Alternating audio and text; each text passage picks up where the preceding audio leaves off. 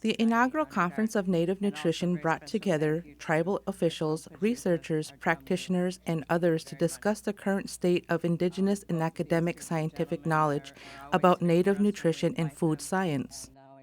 September 26th and 27th, we had the first National Native American Nutritional Conference. And this conference, the overarching goal was to bridge this long-standing gap between indigenous knowledge and wisdom around food, our traditional foods and our foodways, bridge that gap that exists between that and academic research and academic knowledge. I knew that this would be a good conference. I felt that there was interest. We have felt this momentum building around food and nutrition for our people. But I was blown away by the response. We had 450 registrants. We had a waiting list. We had registrants from 32 different states, from about 40 to 50 different tribes. We had international speakers, and it was amazing. We had breakout sessions where we talked about social determinants for nutritional health.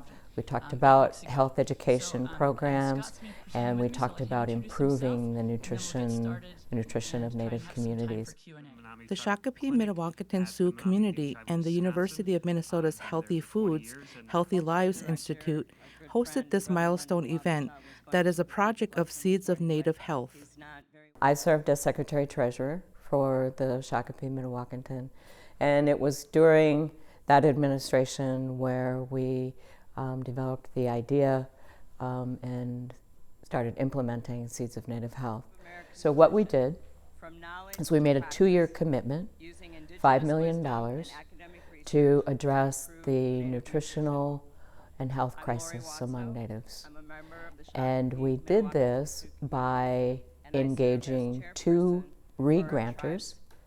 So we gave them a portion of the money to re-grant to Native programs. So we work with 2 amazing Native nonprofits, First Nations Development Institute and the Nota Begay III Foundation. Over the past 2 years, they have made 51 grants, totaling $2.5 million. And we also wanted to pay some attention to helping others gain a better understanding of this nutritional crisis. You can look at just about any health, social, economic indicator and see that Natives are disproportionately affected. We know that about 81% of Native people are overweight or obese. We know that they are much more likely to develop type 2 diabetes than the general population. Other health indicators that are related to nutrition are also disproportionately affected in things like cardiovascular disease, inflammatory diseases, and so on. If these health disparities continue as they are unchecked, our youth, Native youth, right now will be the first generation not to outlive their parents. Lori is committed to the cause of improving the nutritional health across Indian country. On her home reservation, she was instrumental in establishing Wazupi, their community garden. It has grown from 1.5 acres to, I believe, almost 18 acres now of produce production. We have a large orchard that's organically tended to. We have chickens. We have apiaries, many apiaries. I can't even tell you how many, probably millions of bees that we have. And we collect honey, harvest the honey. We have a sugar bush. We have 2 Angora goats. So all of that is to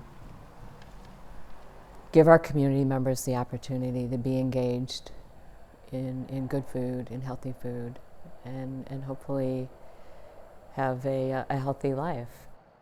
Because of the inaugural conference's success and high attendance, planning is underway for the 2nd annual Conference on Native American Nutrition.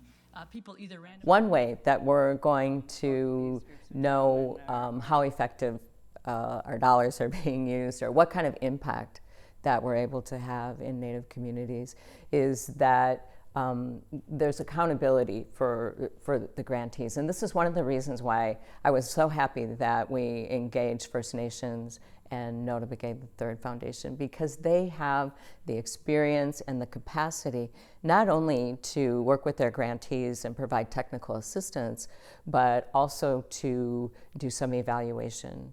We will have another conference, and I'm hopeful then that we are going to hear stories about what has happened over the last year and what kind of progress have people made.